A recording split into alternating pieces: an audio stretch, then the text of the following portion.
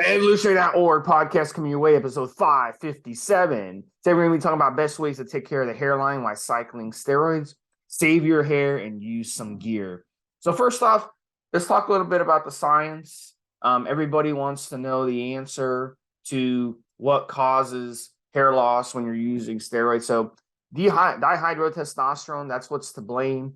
DHT, what happens is there's increased DHT activity at your hair follicles, and this combined with other things like genetics, combined with all kinds of indirect things. I mean, it can be all kinds of things from your diet to your stress to other lifestyle issues, environmental factors, washing your hair with the wrong thing. All kinds of little factors can all contribute, but the main two are going to be the DHT.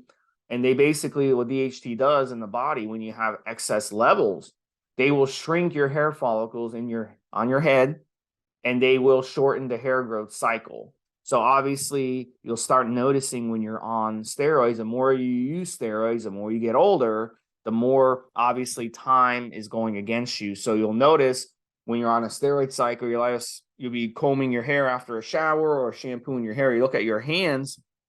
This is what happened to me when I used Winstrol. And I already knew going into Winstrol how it caused head hair loss. And I was like, it won't happen to me. I have a good head of hair. I've never had an issue with other steroids. But even with me, when I was shampooing my hair, I looked down at my hands and I could see hair. And I was like, wow, it really is true. This stuff does destroy your hair. So, we definitely factor that in. Also, when you're using anabolic steroids, the high amount of androgens that are converting in your body can also lead to head hair loss. It's not just DHT to blame. So something like trenbolone, which on paper has 5 times the amount of androgenic activity as testosterone, of course, on paper is not real life, but even in real life, if you translate tren to testosterone, straight testosterone, it has a tremendous amount of androgenic activity. Plus, we're using PED dosages of these steroids. So the androgenic activity, the DHT effects, the genetic factor, all combine to have to really do a number on your hair when you're on anabolic steroids. So hopefully that answers the science behind it. I'm Stevesmi Mobster. And we're going to talk about which steroids are the worst offenders. We're going to talk about how you can help the situation. And we'll give you some tips as to keeping the hair. So obviously, Mobster and I, we're a little biased because Mobster, he doesn't have head hair. I have head hair. Now, if we're going to do the statistics, statistically, if you poll 100 women, a very high majority prefer men with hair. I have some friends I used to work with, 2 brothers, one was bald, one wasn't. And the one that was bald, I always thought was the older guy. But turns out he was actually 5 years younger than the other brother who had hair. So that's one of the mitigating factors of wanting to keep your hair is you look more youthful. But like I said, some women do like balder men. So it doesn't mean you're going to get shut out from ever getting laid if you've got bald hair. But obviously, like most women, if you poll them, I mean, if I call my girlfriend right now into the room and say, what would you think if I shaved my hair off? She would probably yell at me and scream at me. Like, what are you thinking? So I'll bring in Mobster. What are your thoughts, Mobster? Well, so as Steve says, I've got no hair. That's not exactly right. I do have less hair than I used to, and I shave what little bit I've got left. I completely shave it, man. There's a big part of genetics, and there's also an awareness, I think, that sometimes happens when you're on steroids and guys freak out. So let's deal with the genetics. Men and women go bald. What's called male pattern baldness occurs in women as well as men, probably about the same, Steve. And the reason for that is, menopause in women. So the hormonal issues, same with male pattern baldness, like Steve says. One of the things you've got to look at, guys, there's an awful lot of women out there wearing weaves. There's an awful lot of women out there wearing wigs. If the male members of the male side of the family got it, women have got a big chance of getting it too. And all the same issues with the hair loss at the front, hair loss at the crown, and so on. I ought to have the world's worst hair, Steve. I really should, because men on my mum's side of the family had a lot of them had the hair loss on the crown, and on my dad's side of the family, it was the other way around. So I should have literally no hair whatsoever.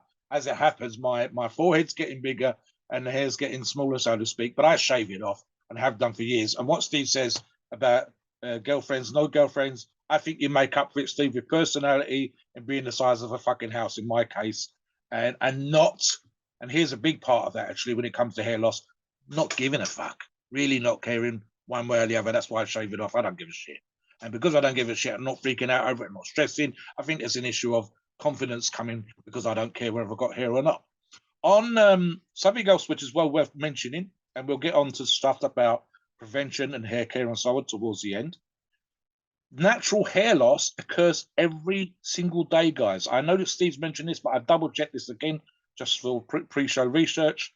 It is perfectly normal to shed 50 to 100 hairs a day when you comb your hair, when you're running your fingers through your hair, when you're having a shower. It is perfectly normal, men and women again, to lose hair. And that's not just from your head, but other parts of your body, your pubic, your armpit, your chest hair, whatever, you know, your leg hair and so on. It's perfectly normal.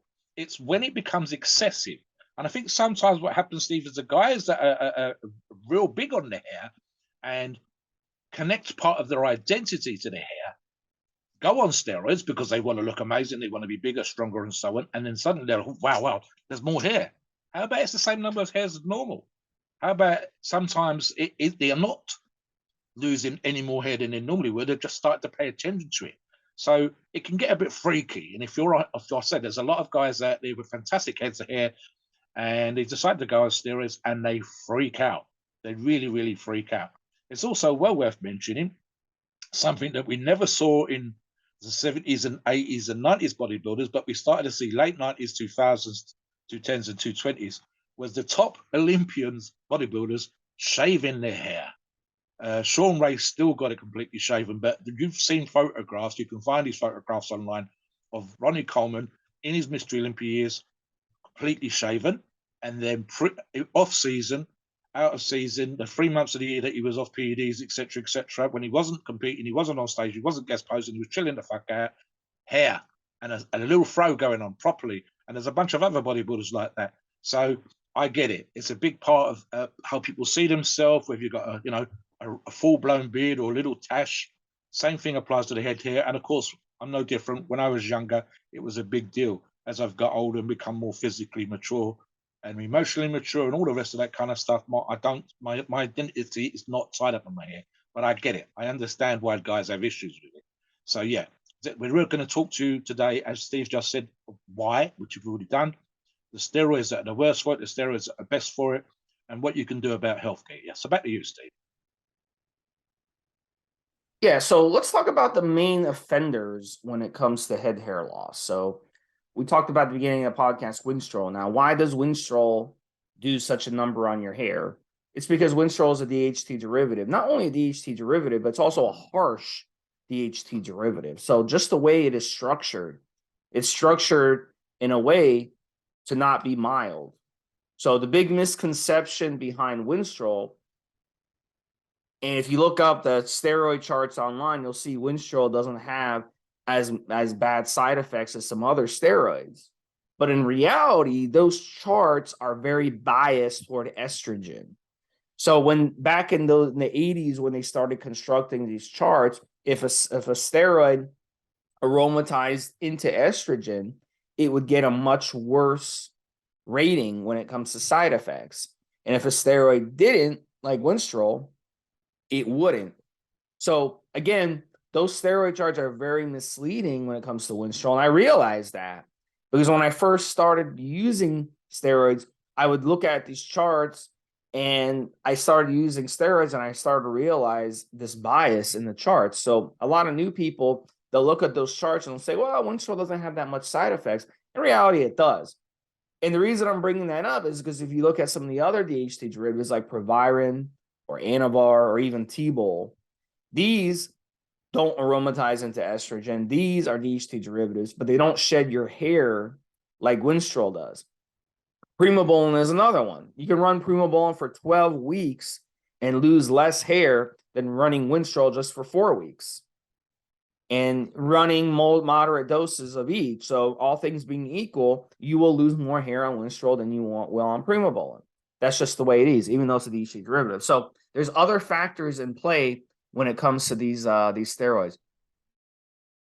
Another factor, as I talked about in the beginning of the show, is the more androgenic steroids and also testosterone derivatives. Now, in the body, it doesn't have to be a DHT derivative to raise DHT in your body. It can also be testosterone converting to DHT at elevated levels. So, example, testosterone at 100 milligrams a week, that's a TRT dose. That's what your body should normally produce.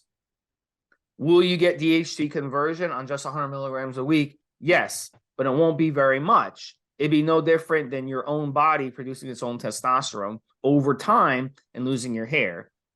Okay, there's plenty of people who go bald in their 30s and they never touch steroids in their life.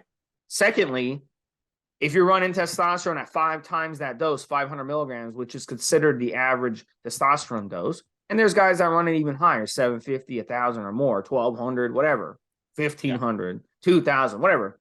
Obviously, the more you run of a testosterone derivative, whether it be testosterone, dianabol, any testosterone derivative out there, it's going to convert to DHT.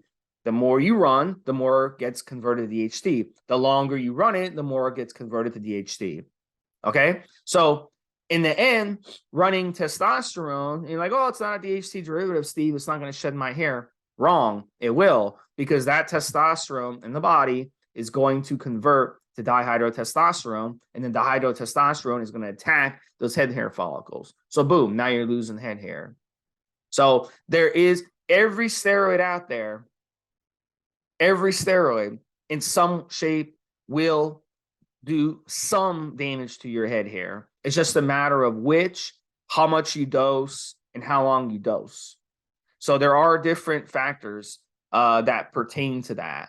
And also stacking, before I bring you in, Mobster, think about it. If you're stacking Tren and Winstrol together, which I have before, that is the head hair killer. Okay. I got a full head of hair, but even in my situation, stacking those two absolutely destroyed my hair. So if you're going to stack 2 steroids that are really, really bad when it comes to head hair, then you're asking for trouble when it comes to losing head hair. So we want to do the opposite. We want something that doesn't convert to DHT and doesn't run up DHT. Ironically, decadurabolin, the nandrolones, the nandrolone phenylpropionate, the nandrolone family of steroids, because the way they're structured, they're not only not androgenic, they're also not going to convert to DHT. Ironically, that's what causes decadic in some people, is because you're getting dihydronandrolone raised in the body, which doesn't affect your head hair, versus dihydrotestosterone. So the metabolization of the nandrolones to the DHN instead of DHT not only saves your hair better than other steroids, but it also can cause quote unquote decadic, because DHT is needed in the body for your libido, for your erections, and a lot of other good things in your body. So cutting off DHT is not smart. So I'll bring you in, Mobster, then we'll talk about DHT drugs next. Anti-DHT drugs. It occurs to me with Winstrol, which you and I have discussed in other podcasts, is we talk about how we need to dry out the joints. And I said the joints, the fluid around the joints, synovial fluid, is a kind of lubrication. We know that certain steroids can cause issues with oily skin and all that kind of stuff. So what you're looking at, it guys, we're talking about skin on your chest, skin on your back, but what we're not really talking about, what we should be, and we are today, of course, is the skin on your head, right? So naturally, if we're playing around with our hormones, and that's what we are talking about here, guys, some people, I don't know about you, Steve, I've never, ever had any issue, in spite of my quote unquote lack of hair. I've never had any issues with spots on steroids, ever. I mean, I'm a low dose kind of guy, and I've only ever stacked 2 steroids together. So, you know, like Steve says, there's a huge genetic part. There's obviously, you've got to look at stuff like Winstrol, for example, as I just say, with the drying out of the joints. Would it have an effect on your skin, and specifically the skin on your head? Yes. but we don't think about it in those particular terms. We tend to focus when we're asking questions on the forums about which steroid to help us get lean, get muscular, get strong, etc. We always, I would say 99 times out of 100, that's our concern. We only rarely see people asking the other questions which they should ask, which comes down to side effects, and specifically in this example, head hair, for obvious reasons. Ironically, and Steve's touched on with the androgenic steroids, you can lose head hair and have excess facial hair. And I've actually, I think we previously discussed, Steve, on another podcast, thickening of hair, for example, and of course, and especially for women, the hair growth on your face when you don't want any. So it's kind of weird. I think it also comes down to the receptors in the skin, Steve, and the hair on your head is, for example, different from the hair on your body. Your bristles on your face tend to be thicker than your hair on your head, and so on and so forth. So there's a bunch of stuff that a dermatologist, and specifically an expert in hair, would explain the difference in the glands and the oils in the skin and the differences in hair and why they are different all over your body. We know for a fact. I mean, I don't have much chest hair. I've got the same amount of pubes. My legs are moderately hairy, so I've never been a super hairy guy. And I've never really had my hair thicken up on steroids, but I know for a fact, because we've seen people mention it, there's plenty of guys that do. It's kind of interesting in that particular regards. But obviously what we're talking about, it goes, no one's complaining about losing hair off their thighs. What they are complaining about when they take steroids, of course, is hair loss. But it's an interesting subject to work out why you can have a steroid and have thicker facial hair, thicker hair on your chest, and at the same time also lose more head hair than you normally would. So yeah, back to you on that one, Steve. Yeah, so let's talk about some DHT blocking. We have 5A reductase inhibitors out there. The most popular one is going to be Finasteride. That's the number one out there, also called Proscar or Propecia.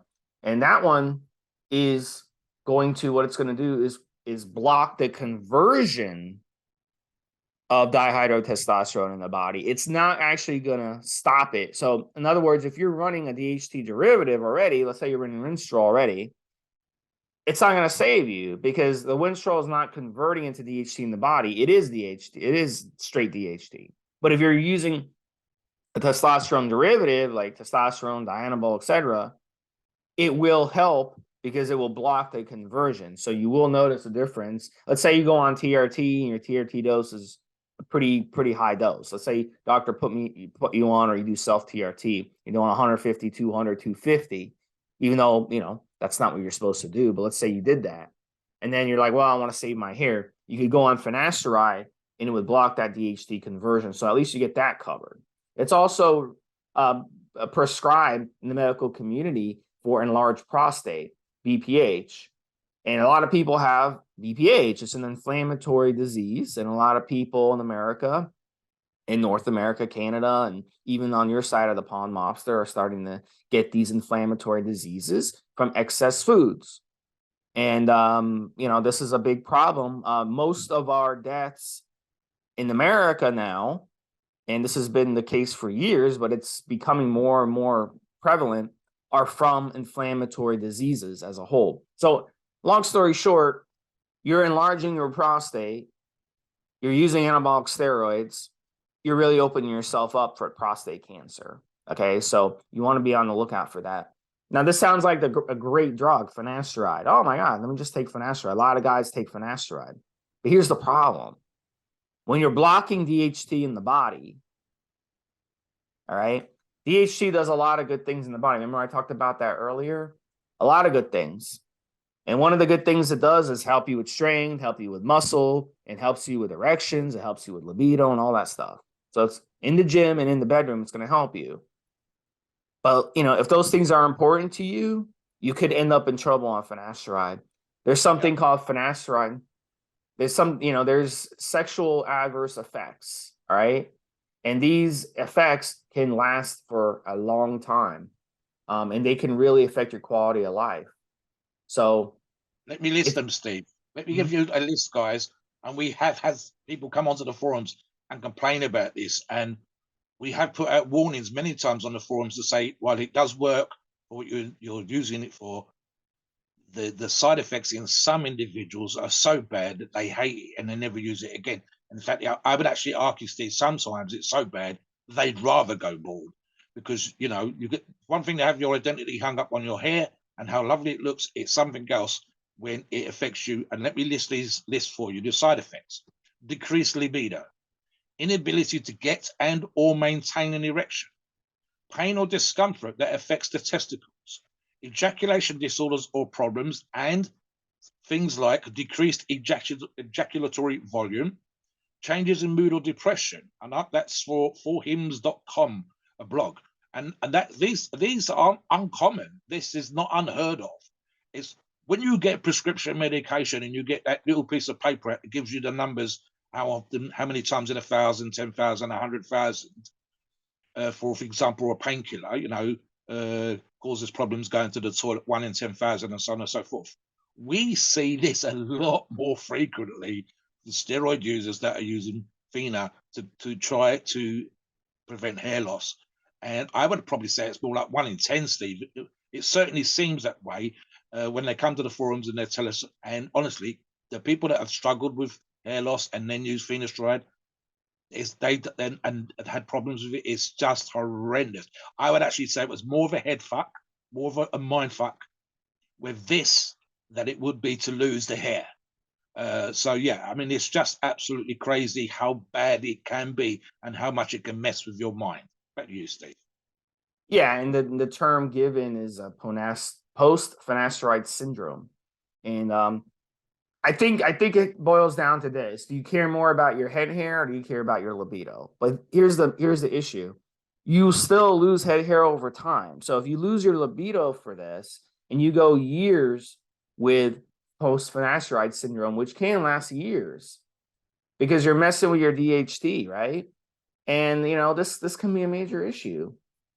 And but look, it's a great drug. I mean, people who have prostate problems and all this stuff, it's a lifesaver for them, and it can really actually help, you know, as a deterrent to prostate cancer and stuff like that. It can help, you know, with your urination issues. It can help with a lot of stuff in the prostate. But at the end of the day, you know, it can affect your libido. So if you don't care about your libido and you just care about your hair for some reason, then finasteride would be an option. But I personally, I don't advise my clients to mess with it. I really don't, and it's not something that I want. I'm a big believer in DHT in the body. It's a necessary hormone that we need, and I don't like shutting it off like this. You know, so I recommend avoiding it, but do your own research and decide if it's something for you to do. But at the end of the day, look, I mean, the best thing you can do to prevent head hair loss is to keep, as I said in the beginning, keep the cycle shorter and keep the cycle at a conservative to no more than moderate doses of steroids. And if a steroid really hits your head hair hard, then you know you might want to avoid them. That you just cross them off the list. Will I ever use Winstrol again? Probably not. I didn't like what it did to my joints either. So, but the effects on my head hair, I didn't like at all. So you have to laugh at these guys on social media. They're on there, they claim natty. This is how you can tell they're not really natural. Is they're on social media, they're like in their late 20s, early 30s, and they're doing videos on fitness and steroids and stuff. And they claim, oh yeah, I'm natural, I don't use steroids, and they're bald. They're bald at 30. Now, Baseball yes, cap, Steve. Baseball cap. Do you see so many, and what Steve just said, especially on social media, wearing a baseball cap, and it never comes off, guys, like ever. All the videos, baseball cap, back to front, forward, whatever else. Why? If the back to front guys have got nearly always got a bald spot, and the guys that have got the baseball cap on the normal way all the time, I guarantee there's a hair loss thing going on there, and they just don't want that to be seen on camera. They'd rather have their face obscured while they're doing certain lifts. And where you're indoors wearing a baseball cap, what are you protecting yourself from the sun, the rain? No, it's not always a fashion thing. It's not always I like wearing baseball caps. Sometimes it's hiding. The other one used to be back and again in the day, Steve. I think I even worn one of them skull things with the handkerchief or whatever you want to call it, the scarf, and you'd wear that, and it was the same thing that was covered up. So there's a bunch of other. It's weird how this stuff works, and social media is the worst, as we've discussed on other podcasts, for giving you an illusion or not revealing everything that needs to be revealed, like we're discussing today. Something that Steve touched upon earlier on, I want to add to, and that is longer time off between cycles. So don't be doing 3 cycles a year, because you're taking longer to recover. So you want a full PCT, more time off, rather than back on, back off, back on, back off, and then wondering why you've got hair issues again. So it's to quote Body Monster again, Steve: hit it hard, then come off and stay off, and let your whole body, and that includes your scalp, recover before going back on. Back to you again. Yeah, and there are some shampoos out there that have natural ingredients in them that you can try. You really have to basically dig them into your hair, let it sit for a few minutes, and let it really absorb into your scalp, and they can help. But are they a miracle treatment? No. Are you going to take Winstrol and Tren and testosterone and magically keep not shed any hair? No. As Mobster said, every day you're going to shed hair regardless.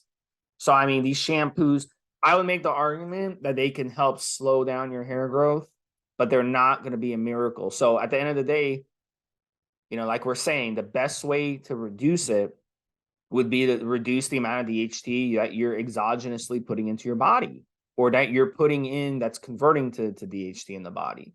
So you'll figure that out quick. But look, at the end of the day, there's a reason you turn on the thing for pro bodybuilders. Watch a pro bodybuilder video of Mr. Olympia, and almost all the guys are bald. The guys who aren't bald, they're probably using hair plugs and whatever they can, or wigs or something. I don't know. So look, at the end of the day, it's going to happen. If you want to use anabolic steroids, it's going to happen to you one way or the other. But like I said, I'm in my 40s. I still have hair. I mean, I still have my hair. So you can keep it. You can keep it. But look, if you're genetically prone to it, then it may take just a couple cycles and boom, it's gone. You know, so it just really depends on the person. And it just depends on your genetics. So you have to really just kind of figure it out and kind of go from there. And you could try these shampoos. I'd go to your health food store and ask them, and experiment. A lot of these places go, you know, if you go to like a Whole Foods or something, you can actually save the receipt and try it. And if it doesn't work for you, give it like 2 or 3 weeks. It doesn't work for you, you can take it back with the receipt and they will refund you, no questions asked. If you go to a little mom and pop shop and you get shampoo and you use half of it and you try to take it back, they're going to tell you to, no, we're not taking this back. So, I mean, you just got to buy it from the right place. I wouldn't go online and buy shampoos from some random, place online. I would basically, go to a good health food store that backs their products and try that and see if it works. Me personally, I haven't had success with these shampoos when I've been on. The only thing that I have had success was avoiding steroids that shed my hair. So, be careful what you're stacking. If you're going to stack multiple steroids, be aware that if you stack 2 or 3 that are really bad for shedding hair, then you're probably going to shed hair. So just use common sense on this. So Mobster, give us final thoughts on this one and take us a disclaimer. I think we covered just about everything on this. So some simple hair care stuff, guys. It's not unusual for us to slap the factor 50 onto our skin where we're going out in the sun. Not unusual for us to put a hat on to protect our face when we're in the summertime and so on and so forth. But we don't seem to have that same sort of concern for a head, and that's especially when you've got shorter hair. So by all means, take care of your scalp. Try shampoos like Steve said. When I've had a full head of hair in the past, some shampoos seem to dry my scalp out more than others. The frequency of me using different shampoos, if I use them a lot, or use shower gel, body gels, and use that for my head, would dry out my head, scalp, skin more than my body skin, and so on and so forth. So these are things with a lot of guys. It's like the old joke about guys, Steve. Women have a flannel or sponge for their face, one for their arms, one for their bits and pieces. Guys tend to use the same thing for everything. And then, of course, we end up with issues like dry scalps, but, you know, the skin on our legs is great, and so on and so forth. So think of it that sort of thing. It can be crazy, crazy expensive to go off and get proper hair treatments. And I have seen some really good ones. Equally, I've seen ones that look like a field of wheat that's been cut down and left to kind of die. And especially take that piece of advice that Steve kind of put up a red flag in my brain when Steve said about buying shampoos online. This had been right up there with a snake oil salesman back in the cowboy days, in the Western days. The idea that I'd buy some sort of a shampoo that was going to recommend regrowth of my hair, and it was going to cost me $100, and that was buying from an online seller, I'd run a mile from that stuff. I would 100% want to go to a proper place. I just remember the actual name is a trichologist, that is a hair specialist. I would really want I think it'd be worth going to see one of them people, paying $100 for, you know, half hour's advice, something like that, Steve, and getting some of the shampoos that they would sell, super recommended, medicated, and so on and so forth, if it's an issue for you guys. Anyway, we've given you some great advice today on what causes it, the worst steroids, the best steroids, how to take care of yourself, and just simply being aware of the following. When you get old, you don't see really, really old men in the most part, Steve. 99 times out of 100, I'll say that again, old fellas, old women don't have a lot of hair. It's very rare to see. It's maybe 1 in 100 that does. And again, that's pure genetics. If it's going to happen, it's going to happen. You're just going to make it worse when you use steroids. So keep that in mind. As always, please note we are doctors and the opinions are ours. Is our view and based on our experience and views on the topic, and podcasts are for informational purposes and entertainment only. The freedom of speech and the First Amendment applies.